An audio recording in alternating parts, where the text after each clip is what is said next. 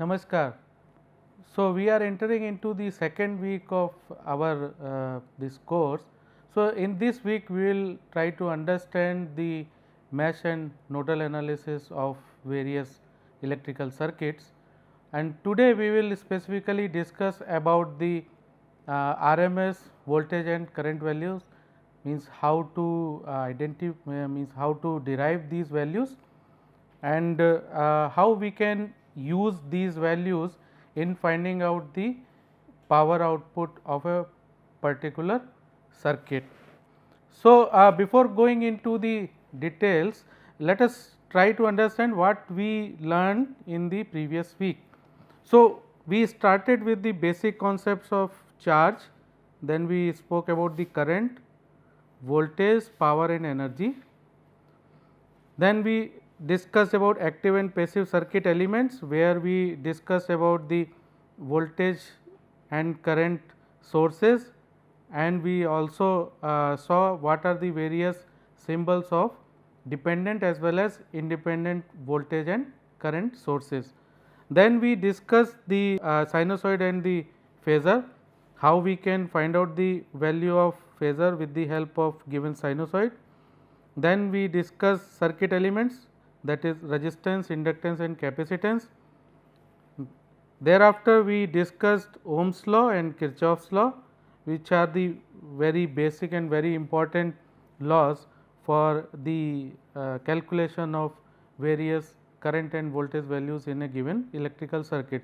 So, most of the time you would be using either Ohm's law or the Kirchhoff's voltage or current law in there in your circuit analysis.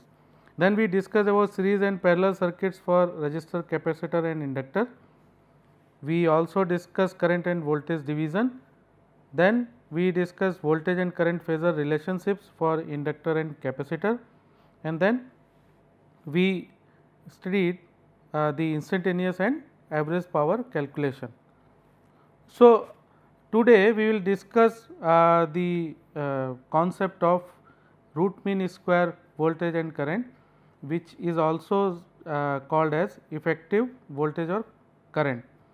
Now, the idea of effective value arises from the need to measure the effectiveness of a sinusoidal voltage or current source in delivering power to a resistive load. The effective value means the value for a periodic current that is equivalent to that DC current, which delivers the same average power to the resistor as the periodic current does. It means that to find out the effective value of AC current, we have to equate the power dissipated by an element when it is connected with AC source and the DC source. So, in that case, both when we connect this particular circuit to AC source and DC source, the power should be equal in both of the cases. So, we will equate the power consumed by the element when it is connected to AC and DC and try to find out what should be the value of effective current. Similarly, you can say that if you connect the AC voltage source, then how power would be dissipated by that particular element, and when we equate the power for DC and AC, we get the value of effective voltage.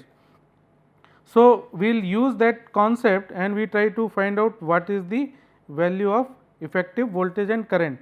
So, now let us start with the average power definition. The average power says that power P is nothing but the value of 1 over T integral of P dt between 0 to T. Now, we know that the power P is nothing but V into I, and V can be replaced with I R, that is the according to Ohm's law, and then I, it means that it becomes I square R. So, this P dt can be equivalently represented as I square R. So, average power P can be given as 1 by T 0 to T I square R dt. So, if you see this particular value is coming from a particular AC source, means the suppose if you take a particular element, say let us take the resistor, and it is connected to one AC source and one DC source with the switch. So, you can toggle that switch between AC and DC. So, first if you are connecting to AC source, that means the switch is at this side, means in that case what would be the average power? Average power would be given by this particular equation. Now, instead of AC, if you are connecting that element to DC, you will get another the value of average power, but that would be absorbed by a particular element. In this case we have the resistor, but the source is DC. So, we have some power dissipated by the resistor would be, say we say that the current at this point is I effective. So, this will become P is nothing but I effective square R. Now, as per definition, our objective is to find out the effective value for the current. It means that the power value should be equated when the DC current is flowing and when the AC current is flowing. So, in that case what we can say? We can say P, which is I effective square R in this case, is nothing but equal to the 1 by T integral 0 to T I square R dt. So, now if you see this particular equation using the mathematical operations, you can simply say that I effective is nothing but under root of 1 over T and integral of 0 to T I square dt. So, this you can get from here. So, what you get from here? I effective is the current value, which is nothing but root of the mean of the square values. So, I square is the square value. So, you take the integral, means summation of all I square component, and then you take the mean, and then you take the under root of the complete output of this particular equation. So, I effective is nothing but root of mean square value of the current element. Similarly, the effective value for voltage can also be written. You have to just simply replace the current I when we are saying P is equal to V I. So, instead of writing the value of V in terms of I, you will write the value of I in terms of V, and you will get this equation. So, we can say that V effective is also similar to I effective, that is under root of 1 by T 0 to T V square dt.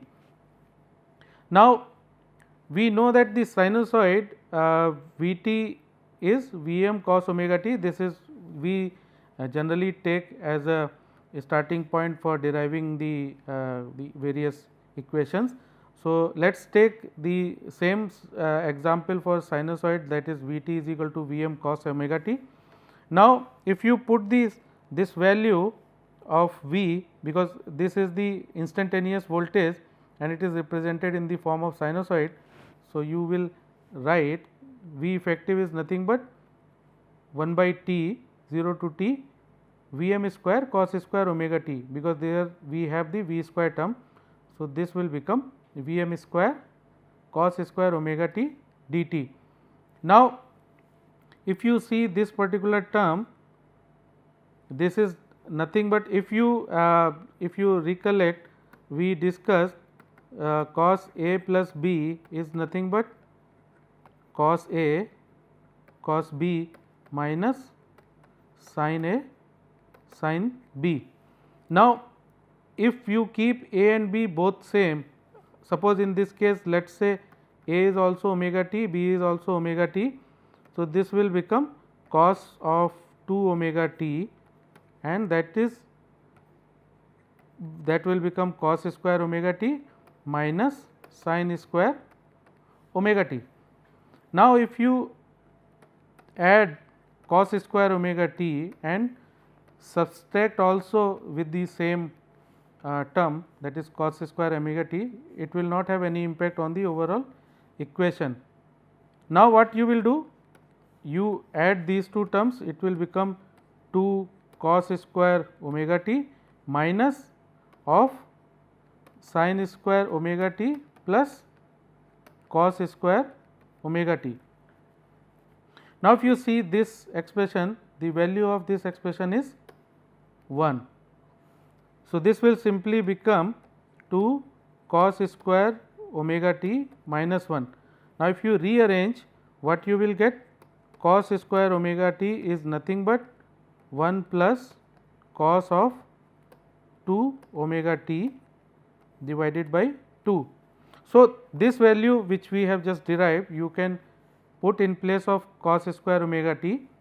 So, since V m is the constant term, you can take out from the integral, it will become V m square by t 0 to t 1 by 2 1 plus cos 2 omega t dt. So, now if you see this particular expression, what you will get? Since this is a sinusoidally varying term, so the value of this term over one particular time period, that is between 0 to t, will become 0. So, eventually what we have left with is only term 1. So, if you simplify just by integrating dt, this particular constant term with dt, you will get the output as V m by root 2. So, what you have got now is that the RMS value of voltage. Why it is RMS? Because from the initial convention we have seen that this particular value is nothing but root of square of the mean value. So, here square value is there, you sum up and take the mean and take the under root of the term. So, this will become the root mean square value, that means square root of the mean of the square of the periodic signal. So, in this case this periodic signal is V. So, the output which we get from here is V RMS, and this value is equal to V m by root 2, and V m is the peak value of the signal. Similarly, if you take current, that is I t, and we represent I t in terms of sinusoid as I m cos omega t, we will get the RMS value of current, that is I RMS equal to I m by root 2. Now, you have to note the important point here, that this particular the value is applicable only for sinusoidal signals. If you do not have sinusoidal signal, it means that you have to compute from the integral and then calculate the complete RMS value with the help of the original function which we just used for derivation of RMS value. So, now from the previous lectures we can recollect that the average power absorbed by a circuit under sinusoidal excitation can be represented as P is equal to 1 by 2 V m I m cos theta V minus theta I. Now, how you can represent in the form of RMS values? You have to just simply take this particular value of 2 in two forms, that is you can write root 2 into root 2 and you put these root 2 below the value of V m and I m. So, then it will become average power P is nothing but V m by root 2 into I m by root 2 cos of theta V minus theta I. Now, this is the RMS value which we just derived, and similarly Im by root 2 is also the RMS current we just saw. So, average power you can write as Vrms into Irms cos of theta v minus theta I. Now, this is the general expression. If the circuit element is purely resistive, it means that the theta I will be equal to theta v, because your current and voltage both phasor will be in phase. So, in that case theta v minus theta I will become 0, and finally, the average power absorbed by the resistor would be 1 by 2 Vm Im, that can be written as I square I RMS square R or Vrms square by R. So, when the sinusoidal voltage or current is specified, it is often specified in terms of its maximum value or the RMS value, because its average value will always be 0. Being a sinusoidal, you will always get the average value of either voltage or current as 0. So, that is why it is not advisable to keep the to put the value of voltage and current in terms of average value. That is why you will always see either the value of voltage and current is specified as maximum or RMS value. But in our day to day life, the power industries specify phasor magnitude in terms of their RMS values rather than the peak values. So, that is why the RMS term is very common. It is mostly used in almost all communications when we talk about the various voltage and current signals in the electrical engineering or in the power system area. Say for example, if you see 230 volt which is coming to every household, this is RMS value, not the peak value. So, whenever we say that the voltage in our house is 230 volt, it implies that you are talking about the RMS value, not the peak value. It is convenient in power analysis to express voltage and current in their RMS value, because it is more convenient to do the calculations, and the power calculation we just discussed is also easy when we use the RMS value. And our other measuring instruments like voltmeter and ammeter are designed to read the RMS value directly. So, that is why the RMS value is very important for our circuit analysis. Now, let us take one example so that you can understand the phenomena. Let us see that there is some voltage Vt, that is 10 sin t, which is shown in this figure. It is half wave rectified, means the negative value is not there, and we want to find the average power dissipated in a 10 ohm resistor. So, if you see this figure, you will come to know that the time period of this particular waveform is also 2 pi, and the voltage is defined as 10 sin t for 0 to pi, and it is 0 between pi to 2 pi. So, how you will calculate the RMS value? Since it is not a pure sinusoidal, you cannot directly use Vrms is equal to Vm by root 2. You have to calculate with the help of the standard definition of root mean square. So, Vrms square is nothing but 1 by t, 0 to t V square dt. You put the value of voltage value, that is 10 sin t for 0 to pi and 0 for pi to 2 pi. So, what you will get when you calculate and you basically simplify, you will get RMS value of voltage as 5 volt.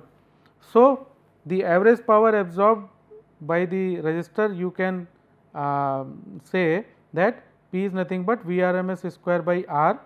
So, here RMS value which we derived is 5 volts. So, Vrms square is 25, resistor value is 10. So, output would be 2.5 watt. Let us take another example. Suppose the signal is like this, which is shown in the figure. Between 0 to 2 it is triangular wave, and between 2 to 4 it is square wave. So, the period of the waveform is 4, and waveform can be defined as, because we are talking about the current IT. So, IT can be defined as 5t between 0 to 2 and minus 10 between 2 to 4.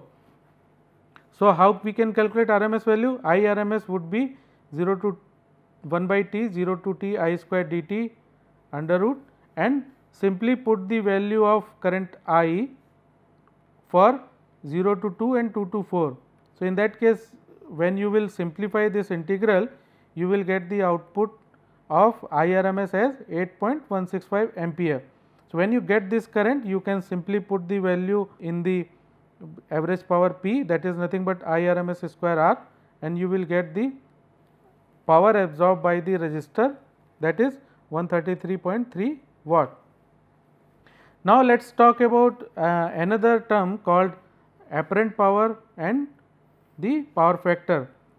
So, earlier what we derived was the average power absorbed by the circuit, which is excited by a sinusoidal signal, and we express them in the form of voltage, RMS voltage and current.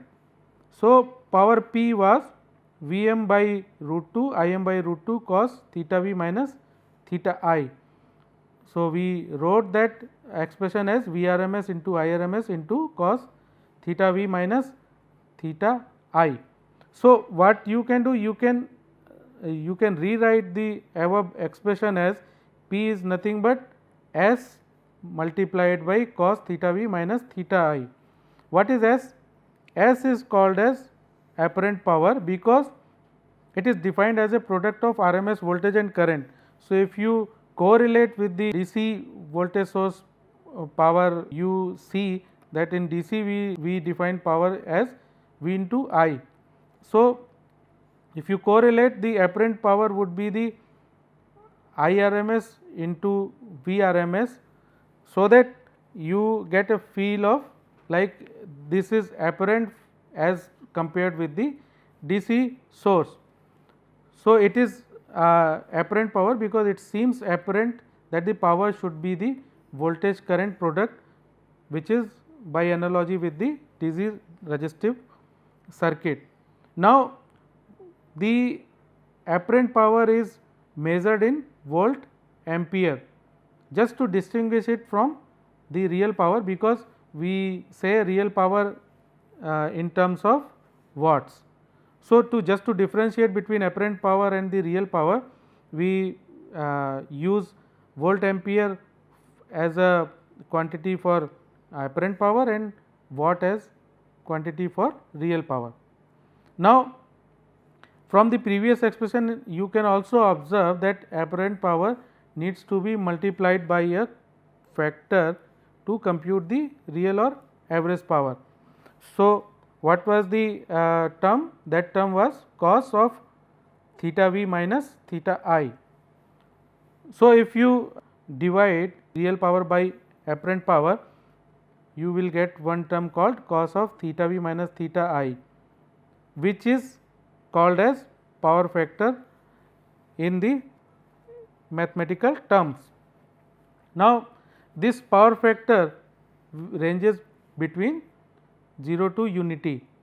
So, if you have the purely resistive rod, the voltage and current would be in phase. In that case, theta V minus theta I will be 0. So, what will happen? In that case, the value of cos theta V minus theta I will be equal to 1. So, the power factor would be 1. So, that implies that apparent power is equal to the average power in this case. In case of purely reactive load, when theta V minus theta I is equal to 90 degree, so that can be either inductive load or the capacitive load, the power factor would be 0. So, in this case your average power would be 0. So, these are the two extreme cases in which power factor is said to be either leading or lagging. Leading power factor means that current leads voltage, which implies that it is having the capacitive load, while in case of lagging power factor it means that current lags voltage and that implies an inductive load. So, this particular aspect you will keep on using in your circuit analysis, because the circuit will compose of resistor, capacitor, inductor, all components would be there. So, when you will say that current is leading with respect to voltage, it means that the circuit is capacitive, or when the current is lagging with respect to voltage, you will say the circuit is inductive. So, in that case, when you have capacitive circuit, you will have leading power factor, when you have inductive circuit, then you will have lagging power factor. Now, let us take one example. Suppose a series connected load draws current given by this expression I t, when the applied voltage is V t, that is 120 cos 100 pi t minus 20. Now, we have to find out the apparent power and power factor of a load and determine the value of element from the load. Now, the apparent power would be Vrms into Irms. So, from since these both are sinusoidal waveforms, you can simply use the values like Vrms would be Vm by root 2 and Irms would be Im by root 2. So, just put the values of Vm and Im and simplify, you will get apparent power as 240 volt ampere. Now, power factor you can simply calculate with the help of these two expressions, because power factor is nothing but cos of theta v minus theta I. Here theta v is minus 20 degree and theta I is 10 degree. So, you will get power factor as cos of minus 30, that is nothing but 0.866. Here power factor is leading because current leads the voltage. Here the phase angle is positive and for voltage the phase angle is negative, that you can easily visualize that current is leading with respect to voltage. So, it means that the circuit is capacitive. So, load impedance can be calculated by this formula, that is Z is nothing but V by I, and you put the value of V and I that is in the form of phasors. So, that is 120 angle 20 degree divided by 4 angle 10.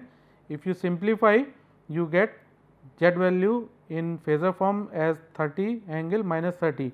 Now, if you convert into the rectangular form, you will get the value as 25.98 minus J 15 ohm.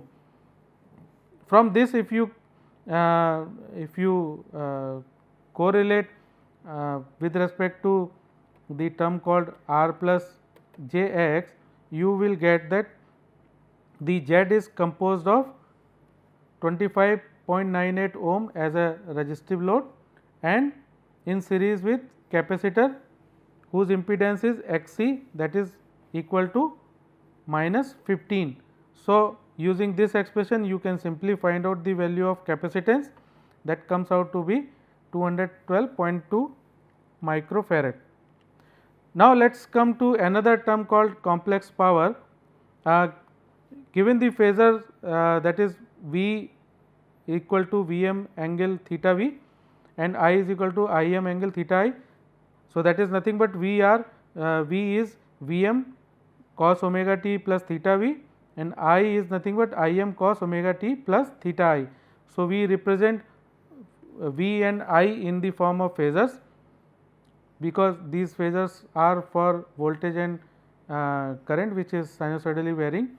So, complex power is nothing but the power S which is absorbed by the AC load, and it is the product of voltage and complex conjugate of the current.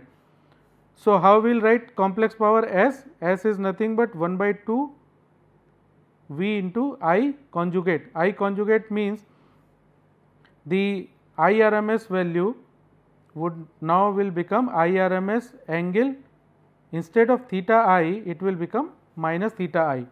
So, we will write the complex power as V I conjugate, that is Vrms into IRMS conjugate. Vrms will remain same, IRMS magnitude will be here, but angle would be now theta v minus theta I. So, you may ask that why this particular complex power is in the form of conjugate, because you are putting value of current as a current conjugate, not the voltage as a conjugate. The reason is that if you compare it with the average power we calculated, we got the term of theta v minus theta I. So, that particular average power we calculated with the help of the fundamentals of the trigonometric equations, that is the voltage we took in the sinusoidal form, current we took in the form of sinusoidal form, and when we analyze that particular value of average power, we got value of average power as 1 by 2 Vm Im cos of theta v minus theta I. So, since we already have that particular quantity derived, if we put V as a conjugate and not I as a conjugate, we will get this term as theta I minus theta V, which would be contradictory to what we derived in previous case for the average power. That is why we use V I conjugate, not V conjugate I. So, the conjugate is not having any physical interpretation or physical significance in this particular equation. This is just a mathematical representation, so that we can represent the equations effectively. Now, you can notice that the magnitude of complex power S is apparent power, because if you see this term Vrms into Irms, this is our apparent power. So, if you write into rectangular form, the complex power is nothing but Vrms Irms cos theta v minus theta I plus j Vrms Irms sin theta v minus theta I.